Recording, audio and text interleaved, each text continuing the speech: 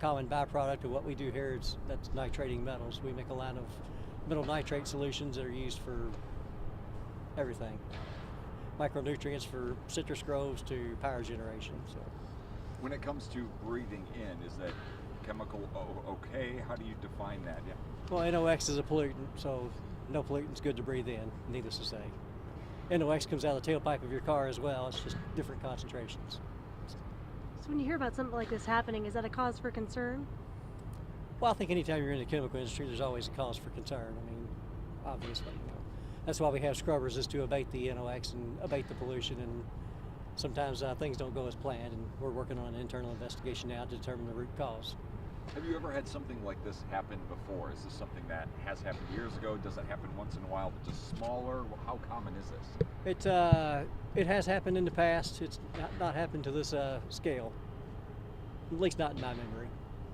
Thanks. In the confined space or escaping out into the air, what is the level of concern? Well, we don't know. It's very difficult to measure the concentration. So, obviously, once it leaves the building, it dissipates quickly on the wind. But inside the building, it was rather contaminated. Anyone taken to the hospital? Anyone? Not from bluegrass, no. And Any idea what time this started? Excuse me? Any idea what time it started? Around 10:15, I was told. And as far as the effects of somebody who would have been in close proximity to this, what are those effects as far as on the lungs? Well, it's a respiratory ailment, so you can obviously, you guys are reporters, you can Google it, but I'm not trying to be sarcastic. It's just, NOx is NOx, and you treat the pollution for a reason. So talk about the process to get this leak under control. What were crews working on in the building? I'm not gonna get into too much detail anymore. There's an internal investigation going on right now, and we'll report it to IDEA when we have all the facts. Thanks. Mayor, would you like to say anything? Yeah, I would like to say, first of all, thanks for being here today. We saw the cloud. I thought we did a pretty good job here in NAPD reacting to it. I want to thank EMA for jumping on it and being on the ball today and getting the word out that, hey, we had a chemical reaction here today. It was visible, and lots of folks are here working on it to get to the bottom of it. But listen, thank you all very much for being here. Appreciate it a lot. So were streets and roads closed? We had one road closed. We shut down Mount Tabor Road, which is the road immediately to the south. And we also shut down, we shut down 265 between Grant Line and Green Valley Road, and we shut down Mount Tabor Road.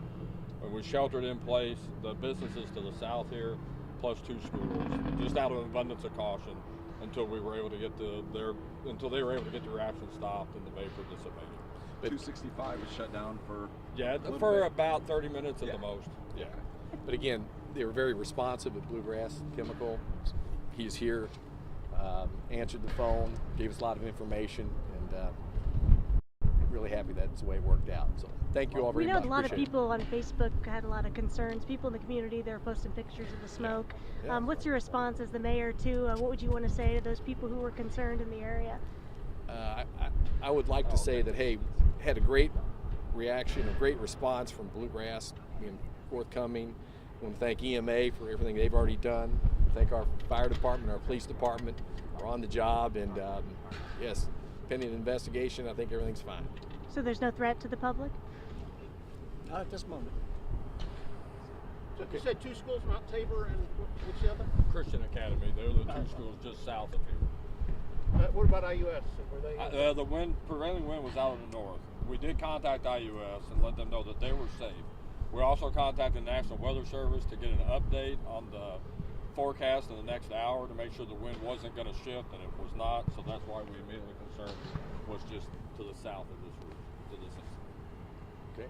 Are people still being asked to avoid this area? No. Okay. Thank you. Thanks a lot. Appreciate it. Thank you. Thank you, guys.